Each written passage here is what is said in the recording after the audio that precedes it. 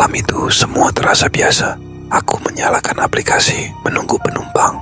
Tapi siapa sangka, perjalanan yang kutempuh justru membawaku pada sebuah rahasia kematian yang belum usai. Halo semuanya, selamat datang di channel Narasi Gaib. Cerita malam ini bukan fiksi biasa. Ini adalah kisah nyata yang mengguncang logika tentang seorang pengemudi ojek online yang tanpa sadar menjemput penumpang yang sudah dikubur 3 hari sebelumnya. Jangan lewatkan 1 detik pun, karena setiap langkah dalam cerita ini bisa membuat bulu kudukmu berdiri.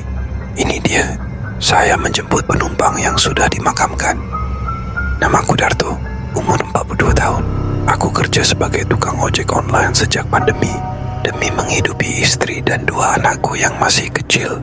Biasanya aku narik sampai malam, tapi jarang sampai dini hari. Tapi malam itu, entah kenapa aku masih keliling meski waktu sudah lewat jam 1 pagi. Jakarta sepi, lampu-lampu jalan menyala pucat, dan kabut tipis menyelimuti area pinggiran kota. Aku parkir di pinggir jalan dekat Taman Pemakaman Umum, TPU yang cukup luas, tapi sudah lama tidak digunakan aktif. Disinilah semuanya bermula. Tiba-tiba USB ku bergetar. Notifikasi order masuk. Nama penumpang, Sari. Titik jemputnya, depan gerbang TPU Karet Bifak. Aku sempat ragu, siapa yang pesan ojek dari kuburan tengah malam. Tapi aku butuh uang, dan jaraknya hanya 3 km. Ku klik, terima order. Aku sampai di lokasi dalam 5 menit. Jalanan kosong, gerbang TPU setengah terbuka, dan kabut makin tebal.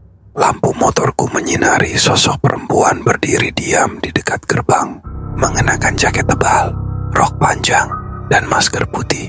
Rambutnya panjang menjuntai. "Mbak Sari?" tanyaku. Dia hanya mengangguk pelan, tanpa berkata sepatah kata pun. Suaranya tidak terdengar. Dia duduk di jok belakang dengan sangat ringan. Saking ringannya, aku bahkan tak merasakan goncangan di motor. Biasanya penumpang malam makan basa-basi. "Capek bang? Atau jalanan sepi ya mas?" Tapi dia diam, sama sekali tidak bicara sepanjang jalan. Sesekali aku intip spion, tapi anehnya spion tidak memantulkan sosoknya. Hanya ada diriku, motor, dan jalanan gelap di belakang. Jantungku mulai tak enak, tapi aku terus berkendara. Kupikir mungkin dia trauma atau takut. Saat hampir sampai tujuan, dia tiba-tiba berkata pelan, "Terima kasih Mas Darto, sudah menepati janji." Aku langsung menoleh. Padahal itu sangat berbahaya sambil naik motor, karena aku tidak pernah merasa janji apapun pada siapa-siapa malam ini. Tapi jok belakangku kosong. Motor tetap melaju, tapi tidak ada siapa-siapa di belakangku. Aku panik, berhenti mendadak, menoleh ke belakang dengan tubuh gemetar, dan yang membuatku nyaris pingsan, HP-ku kembali bergetar. Notifikasi dari aplikasi, "Orderan Anda sudah selesai. Ulasan penumpang, bintang 5. Saya sudah menunggu sejak malam kematian saya 3 tahun lalu." Malam itu aku pulang dengan tangan gemetar. Entah bagaimana aku sampai ke rumah. Motorku parkir asal di halaman, dan aku langsung masuk kamar tanpa bicara pada istriku. Napasku berat, keringat dingin membasahi punggungku. Meski udara malam cukup dingin, aku tahu apa yang kulihat tadi bukan hal biasa, dan yang membuatku makin merinding. Aku tidak tahu siapa yang memberi nama dan nomorku kepada penumpang itu. Keesokan harinya, aku mencoba menganggap semua itu mimpi buruk. Aku cek ulang aplikasi ojol, dan benar, order semalam terekam seperti biasa. Lokasi jemput, tujuan, durasi perjalanan, dan ulasan bintang 5. Nama penumpang Sari Putria. Rasa penasaranku menumpuk. Aku bukan orang yang percaya hal-hal gaib, tapi malam itu, apapun itu, terasa nyata. Terlalu nyata. Aku memutuskan kembali ke TPU Karet Bifak siang harinya, sekadar untuk memastikan segalanya. Ku bawa bunga plastik dan air mineral, biar tak tampak mencurigakan. Penjaga makam menatapku dari jauh, mungkin mengira aku penziarah. Aku masuk pelan menyusuri batu-batu nisan, mencari tanpa arah, hingga mataku terpaku pada satu batu nisan putih sederhana, agak terasing di sudut. Tulisan di sana membuat tengkukku langsung dingin. Sari Putri Yantini telah kembali pada sang pencipta setelah kecelakaan tragis. Aku nyaris mundur. Itu nama yang persis dengan di aplikasi. Tidak mungkin kebetulan. Dan wafat 2019, tepat 3 tahun lalu. Tanganku bergetar. Aku coba menguatkan diri, membungkuk, dan menaruh bunga di nisannya. Tak tahu kenapa, aku merasa harus melakukannya. Tapi saat hendak berdiri kembali, aku melihat sesuatu. Ada kertas kecil terselip di bawah vas batu nisan, seperti sobekan dari halaman buku. Dengan hati-hati aku ambil dan baca. Tulisan tangan di situ rapi, tapi sudah mulai pudar karena lembab. Saya masih menunggu. Saya belum sampai rumah. Saya takut sendiri di jalan gelap. Langit mendadak mendung. Awan menutup cahaya matahari. Dan aku mendengar, entah dari mana asalnya, suara perempuan berbisik. "Terima kasih. Sudah datang kembali." Aku menoleh cepat, tapi TPU itu kosong. Hening. Hanya deru angin yang membuat dedaunan kering berjatuhan. Aku buru-buru keluar dari makam. Keringat dingin kembali mengucur. Dalam hati aku bersumpah tak akan lagi nari malam-malam. Tapi ternyata kisah ini belum selesai. Karena 2 malam setelahnya, saat aku mulai berani menarik penumpang lagi, sebuah order aneh masuk. Kali ini titik jemputnya bukan dari TPU, melainkan dari rumah duka. Dan penumpangnya bernama Arman Putra A. Nama belakangnya sama. Dan setelah aku cari tahu, Arman adalah kakak kandung dari Sari. Aku duduk diam di atas motor, tangan gemetar menatap notifikasi baru yang masuk. Penumpang menunggu di rumah duka Dharma Sentosa. Nama pemesan Arman Putra A. Rasanya seperti deja vu, masih segar dalam ingatan. 3 hari lalu aku menerima order dari seorang penumpang yang ternyata sudah meninggal, Sari Putri A, dan kini nama belakangnya muncul lagi, Putra A, dengan titik jemput di sebuah rumah duka yang sudah lama tak kupedulikan. Aku hampir menolak order itu, tapi jari telunjukku bergerak sendiri. Klik, order diterima. Kupacu motor pelan-pelan lewat jalanan sepi. Langit malam mendung, dan udara terasa lebih dingin dari biasanya. Bahkan jaket tebalku tak cukup menghalau rasa dingin yang menusuk sampai ke tulang. Rumah duka Dharma Sentosa ternyata sudah tutup permanen sejak pandemi. Bangunannya tak terurus, cat dinding mengelupas, rumput liar menjalar ke pekarangan. Tapi dari jauh, aku bisa melihat lampu di ruang depan menyala. Ini, ngapain ada cahaya? Gumamku, kubunyi-bunyikan klakson. Sekali, 2 kali. Tak lama seseorang keluar. Seorang pria muda dengan pakaian rapi, kemeja putih dan celana hitam. Tapi bajunya berdebu, seperti sudah lama tergantung di lemari. Ia menunduk sopan. "Mas Darto ya." Suaranya berat namun ramah. "Ayo kita jalan." Aku terdiam. Dia tahu namaku, padahal aku belum memperkenalkan diri. Dia duduk di jok belakang, lalu menghela napas panjang. "Malam ini tenang ya, tidak banyak kendaraan. Sudah lama saya tidak keluar. Sepanjang perjalanan, aku bisa mencium bau samar wewangian, seperti bunga kamboja basah. Tapi entah kenapa aku tidak bisa bertanya apa-apa. Tenggorokanku tercekat. Sesekali aku melirik ke spion. Kali ini, bayangannya terlihat. Tapi anehnya, mata pria itu menatap langsung ke arahku lewat spion. Tanpa berkedip, seolah tahu aku sedang memperhatikan. Aku makin tak nyaman. Kutambah kecepatan motor. Kami sampai di sebuah gang sempit. Dia minta diturunkan di depan rumah berpagar besi. "Terima kasih Mas Darto," katanya sambil turun. Tapi sebelum dia masuk, dia membalikkan badan dan berkata pelan, "Sari adikku, dia sudah lama menunggu seseorang menepati janji. Dan kamu orang pertama yang benar-benar datang." Aku melongo, tak sempat bertanya.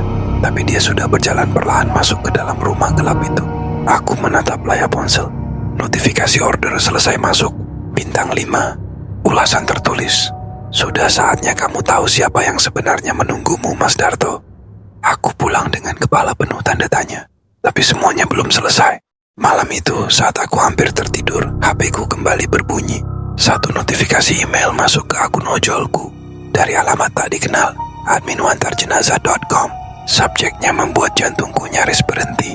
"Terima kasih telah bersedia menjadi pengantar arwah. Selamat bergabung, Darto. Malammu baru dimulai." Malam itu aku duduk di tepi ranjang, memandangi notifikasi email aneh yang baru saja masuk.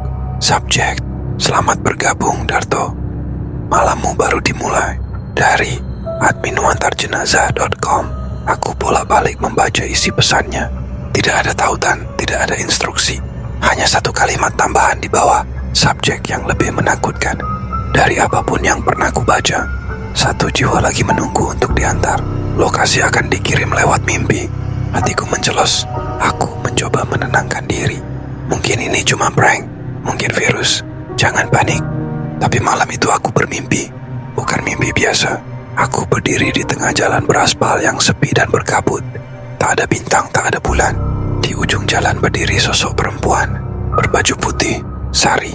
Dia menatapku sambil tersenyum kecil, lalu menunjuk ke arah belakangnya. Ada seseorang di balik kabut, berdiri kaku. Tubuhnya hitam seperti hangus terbakar, dan dari wajahnya meneteskan cairan gelap yang bau busuknya menembus mimpiku. Sosok itu perlahan mendekat, menyeret satu kaki dan berbisik, "Antarkan aku pulang, Darto." Aku terbangun dengan teriakan. Napas terengah, tubuh basah oleh keringat. Istriku terbangun dan menatapku khawatir. Tapi aku tidak bisa menjelaskan apapun.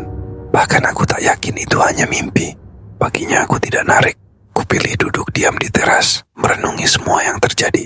Tapi dunia seolah tidak memberi jeda. Siang itu, ada notifikasi baru di aplikasi. Bukan dari pelanggan biasa. Namanya tak bernama, alamat jemput. Jalan Serayu nomor 13, bekas rumah terbakar. Tujuan TPU Cipinang Lama. Tanganku berkeringat saat menekan tombol. Terima. Kupacu motor ke lokasi jemput. Jalan Serayu nomor 13 adalah rumah yang sudah lama kosong, terbakar. Beberapa tahun lalu karena korsleting, 3 orang meninggal. Salah satunya anak laki-laki berusia 12 tahun yang konon belum ditemukan jenazahnya. Aku berhenti di depan rumah yang hangus. Pintu gerbangnya dibiarkan terbuka. Asap samar keluar dari celah dinding hitam arang. Dan kemudian, seseorang berdiri di teras. Sosok kecil mengenakan seragam sekolah dasar yang hangus. Di bagian lengan kirinya, ia tidak bicara, hanya naik ke jok motor tanpa suara. Aku tak sanggup berkata apa-apa. Keringat dingin menetes, tapi motor berjalan seperti dikendalikan otomatis. Roda-rodanya seperti tidak menyentuh aspal. Dalam perjalanan kulirik kaca spion, tidak ada bayangan. Jok belakang kosong, tapi aku bisa merasakan beban di sana.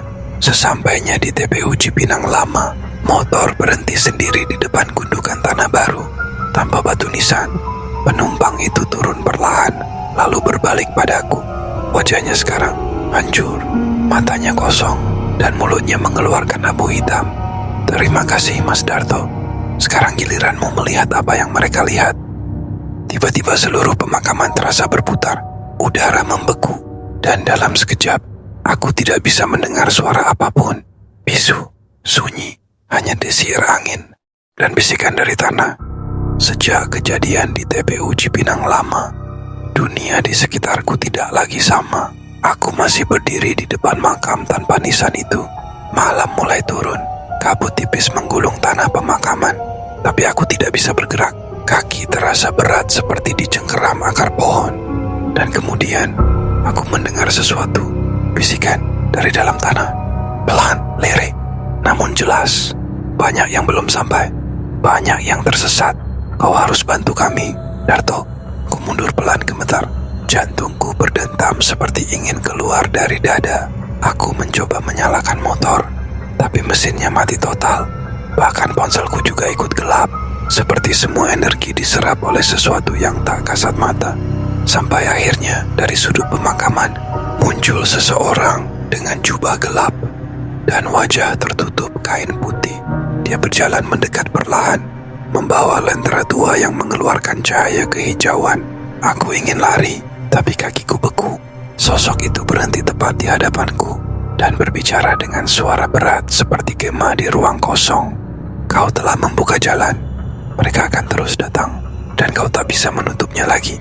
Kemudian lentera itu diarahkan ke arah motorku, dan seketika motor itu menyala sendiri.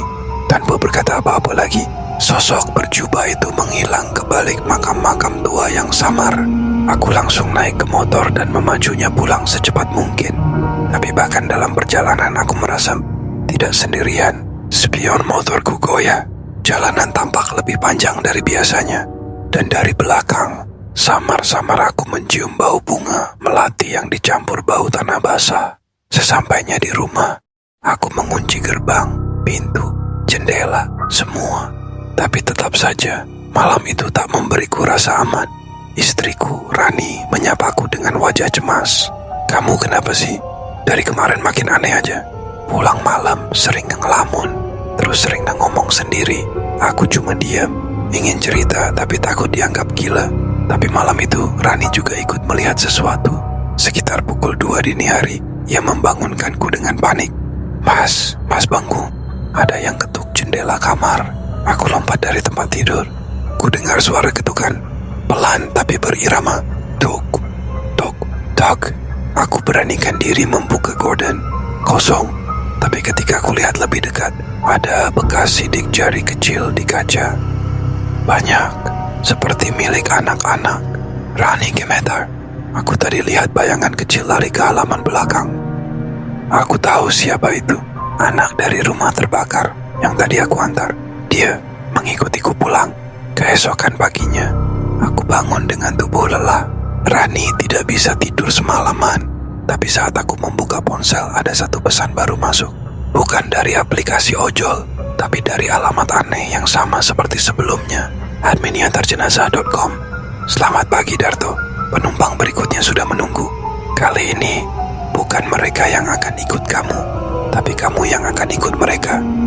Setelah pesan terakhir dari email misterius itu, aku memutuskan untuk tidak narik sama sekali. Aku hanya duduk di ruang tamu, menatap pintu depan yang terkunci rapat, berharap tidak ada siapapun atau apapun yang datang. Tapi harapanku sia-sia.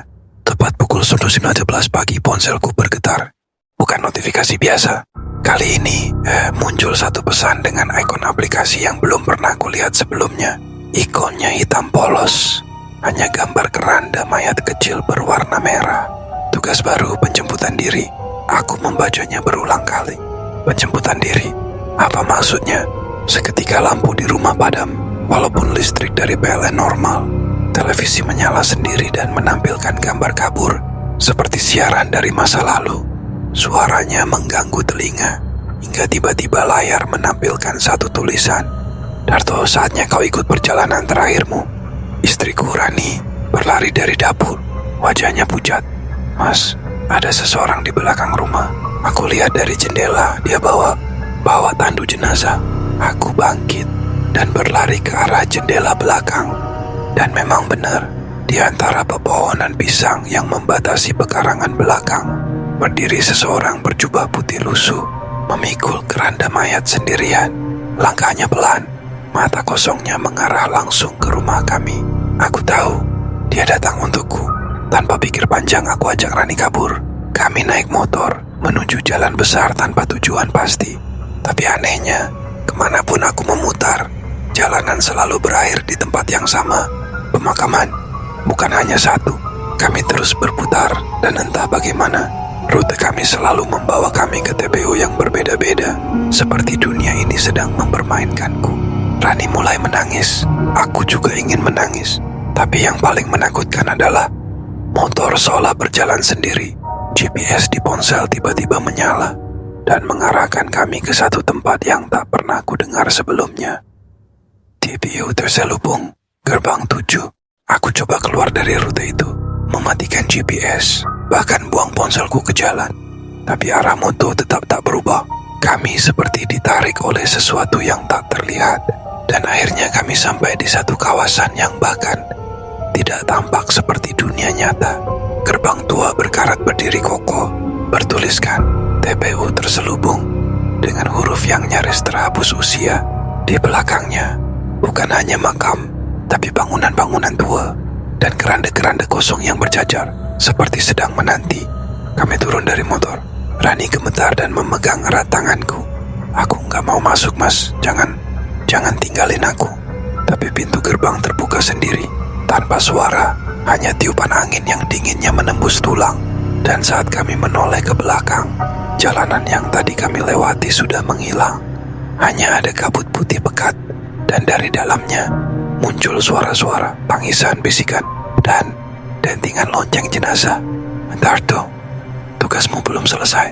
kamu harus mengantar yang terakhir." Sebuah keranda tua tiba-tiba muncul di depan kami. Di atasnya tergeletak satu fotoku sendiri. Dari balik kabut putih yang menggulung, aku berdiri terpaku di depan keranda tua itu. Foto yang tergeletak di atasnya membuat darahku beku. Foto itu adalah gambarku sendiri. Jantungku berdegup kencang, seperti mencoba melarikan diri dari tubuh ini. Di sekeliling TPU terselubung makam-makam tua berdiri rapi, namun suasananya berbeda. Udara terasa pekat dan penuh bisikan yang tak bisa dimengerti. Aku menyentuh keranda itu, dan tiba-tiba aku dibawa dalam kilasan ingatan yang aneh dan tidak masuk akal. Kilasan Wan, aku melihat diriku sendiri, tetapi bukan sebagai manusia biasa. Aku mengenakan pakaian seragam pengantar jenazah, tapi kali ini aku berjalan di lorong gelap, dikelilingi oleh bayangan tanpa wujud. Mereka menatapku, memanggilku dengan suara serak, memintaku untuk menjemput mereka. Kilasan 2, ada seorang pria tua, berjubah putih lusuh, sosok yang selama ini muncul di TPU Cipinang Lama. Dia berkata, "Darto, kau bukan sekadar pengantar jenazah. Kau penjaga batas antara dunia hidup dan mati. TPU terselubung tempat di mana roh-roh yang tersesat menunggu untuk diantar ke peristirahatan terakhir. Dan penumpang terakhirmu adalah dirimu sendiri yang telah dipilih untuk menjaga keseimbangan ini." Kilasan itu hilang. Aku kembali ke dunia nyata, berdiri di TPU terselubung. Rani menggenggam tanganku. Wajahnya pucat dan penuh ketakutan. "Apa maksudnya, Mas? Kenapa kamu harus mengantar diri sendiri?" Aku tidak bisa menjawab. Otakku berputar kencang mencoba memahami. Tiba-tiba, sebuah suara berat bergema dari balik kabut. "Darto, kau harus memilih. Ikutlah kami dan bertugas selamanya di dunia ini, atau kembali ke dunia hidup dengan risiko kehilangan segalanya, keluarga, masa depan, dan jiwamu." Aku merasakan dingin menusuk dari kepala hingga ke kaki. Suara itu seperti tongkat pengadilan yang mengancam seluruh eksistensiku. Rani mulai menangis histeris. "Aku tidak mau kehilangan kamu, Mas. Jangan pergi. Aku tahu aku harus mengambil keputusan secepat mungkin. Tapi jantungku berkata lain. Aku tidak siap mengorbankan hidupku untuk sesuatu yang aku sendiri tidak mengerti sepenuhnya." Saat itu, bayangan sosok berjubah putih muncul lagi. Kali ini wajahnya terlihat samar, namun tatapannya penuh amarah sekaligus belas kasih. Dia mengulurkan tangan ke arah keranda. "Pilih jalanmu, Darto, tapi ingat, batas antara hidup dan mati tidak bisa dilangkahi 2 kali." Aku menghela napas panjang dan meraih tangan Rani. "Rani, kita harus pergi dari sini. Aku tidak akan menyerah begitu saja." Tiba-tiba, sebuah bayangan hitam besar muncul di belakang sosok berjubah itu. Suara tawa yang menyeramkan bergema di seluruh TPU terselubung. Aku sadar bahwa ini bukan hanya soal aku atau Rani. Ini adalah peperangan antara dunia manusia dan arwah. Keranda itu perlahan tertutup sendiri dan kabut menghilang. Aku dan Rani berdiri di gerbang TPU terselubung yang kini tampak seperti gerbang makam biasa, tanpa aura mistis apapun. Tapi aku tahu ini baru permulaan. Kami berdiri di depan gerbang TPU terselubung yang kini tampak biasa, tapi bayangan pengalaman tadi masih terus membayangiku. Rani memeluk lenganku erat, wajahnya masih ketakutan, dan aku merasa sendiri walau dia ada di sisiku. "Kita harus cari tahu apa yang sebenarnya terjadi," kataku pelan. "Tapi bagaimana caranya? Tempat ini seperti jebakan." Kami berjalan menjauh dari gerbang, menuju jalan desa yang mulai terang. Namun, ketika aku mencoba menghidupkan ponsel, layarnya hitam pekat. Tidak ada sinyal, bahkan suara dering telepon pun hilang. Saat itulah aku merasakan sesuatu yang dingin menyentuh pundakku. Seketika aku berbalik. Di belakangku berdiri sosok berjubah putih lusuh yang dulu aku lihat di TPU. Namun kali ini wajahnya lebih jelas. Itu adalah sosok pria tua dengan mata sayu, penuh penyesalan tapi juga ketegasan. "Darto, kau telah melewati batas yang tak boleh dilalui sembarangan," katanya. "Kau menyadari tugasmu sekarang. Ini bukan hanya soal mengantar jenazah. Ini soal menjaga keseimbangan antara dunia hidup dan mati." Aku menatapnya tajam. "Apa aku bisa kembali? Aku masih punya keluarga. Sosok itu mengangguk pelan. Bisa, tapi dengan harga yang mahal. Jika kau kembali, sesuatu harus ditukar. Ada jiwa lain yang harus kau jemput menggantikanmu. Hatiku sesak. Aku tak mau ada yang menjadi korban karena aku. Tapi aku juga belum siap kehilangan segalanya. Rani mulai menangis di sisiku. Mas, aku tidak ingin kehilanganmu. Tiba-tiba angin berhembus kencang, membawa bisikan dari TPU. Suara-suara arwah yang tersesat memenuhi udara, memanggilku. Aku merasa berat, seolah tubuhku ditarik ke bawah tanah. Sosok berjubah itu mengulurkan tangan. Ini kesempatan terakhirmu. Pilih jalanmu. Aku menatap Rani, lalu memejamkan mata. Jika aku harus memilih, aku ingin kembali. Aku ingin hidup, meski harus membayar harga apapun. Sosok itu tersenyum tipis, lalu menyentuh dahiku dengan ujung jarinya. Kegelapan menyelimuti pandanganku. Ketika aku membuka mata, aku sudah berada di ruang tamu rumahku. Rani duduk di sofa, memandangku dengan air mata bahagia. Semua terasa nyata, tapi ada sesuatu yang berbeda. Aku melihat ke tangan kanan. Ada tanda samar berbentuk lingkaran kecil, dengan angka dan huruf yang aku tidak mengerti. Ponselku berdering. Pesan masuk. Penumpang baru menunggu. Mulai tugasmu kembali, Darto. Aku menelan ludah, sadar bahwa meskipun aku kembali, tugas itu belum selesai. Dunia arwah dan dunia manusia kini saling terkait padaku. Keesokan harinya, pagi yang seharusnya cerah berubah jadi gelap kelabu di hatiku. Tanda samar di tangan kananku masih terasa hangat, seperti bekas luka yang hidup. Aku tak bisa menghapusnya. Dan yang lebih menakutkan, aku tahu itu bukan sekadar tanda biasa. Itu adalah peringatan. Ponselku terus berdering dengan pesan misterius. Satu demi satu nomor tidak dikenal mengirimkan koordinat, alamat-alamat yang belum pernah kulihat sebelumnya. Semuanya adalah titik-titik pemakaman, tempat arwah-arwah yang harus kutemui. Aku sadar, tugas ini bukan sekadar menjadi pengantar jenazah, tapi aku sudah terikat dalam rantai takdir yang tak bisa kuputus. Rani, yang selalu menjadi penopangku, mulai menunjukkan perubahan. Wajahnya semakin lelah, matanya yang dulu cerah kini tertutup bayang-bayang kekhawatiran. Aku takut, Mas. Jangan-jangan tugas ini akan terus membawamu jauh dari aku. Ucapnya dengan suara gemetar. Aku berusaha meyakinkan dia, tapi dalam hati aku juga takut kehilangan. Malam itu, aku menerima koordinat baru. Lokasinya di pinggiran kota, di sebuah TPU kecil yang sudah lama ditinggalkan. Saat aku sampai, suasana di sana membuat bulu kuduk berdiri. Kabut tipis menyelimuti tanah, dan angin dingin berdesir membawa aroma tanah basah. Aku membuka pintu mobil, dan di balik kabut itu aku melihat sosok yang duduk termenung di batu nisan tua. Seorang wanita berpakaian putih lusuh, dengan rambut panjang yang menutupi wajahnya.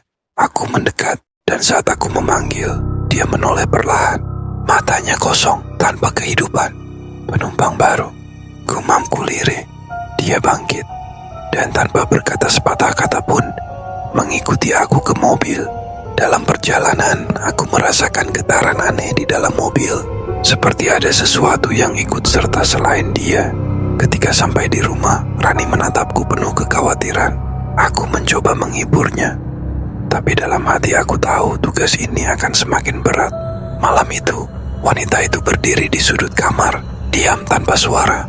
Aku tidak berani bertanya siapa dia, karena aku takut jawabannya akan membuatku lebih terjebak. Namun, saat aku memandang tanda di tangan, aku tahu aku harus siap menghadapi apapun yang akan datang.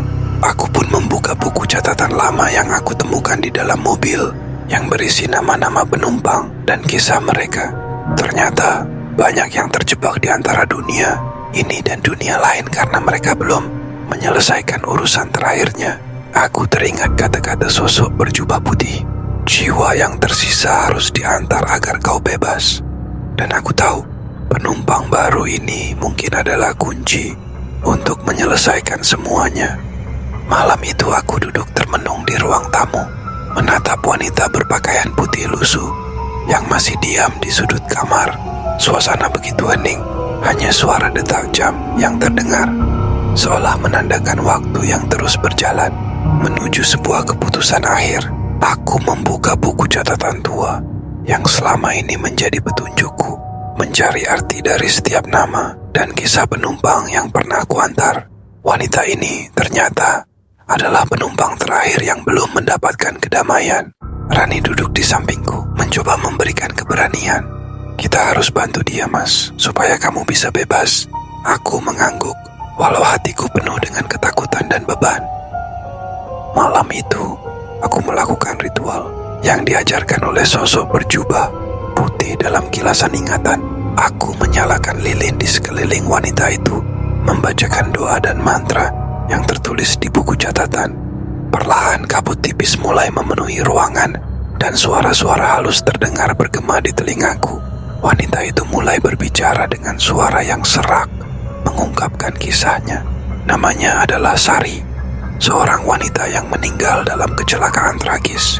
Namun jiwanya tidak bisa pergi karena ada urusan yang belum selesai dengan keluarganya. Aku mendengarkan dengan seksama, berusaha merasakan setiap luka yang masih melekat dalam jiwanya. Rani memegang tanganku erat. Kami berdua berdoa bersama untuk membantunya menemukan jalan ke kedamaian. Setelah beberapa jam, kabut itu menghilang dan wanita itu perlahan menghilang bersama senyuman damai.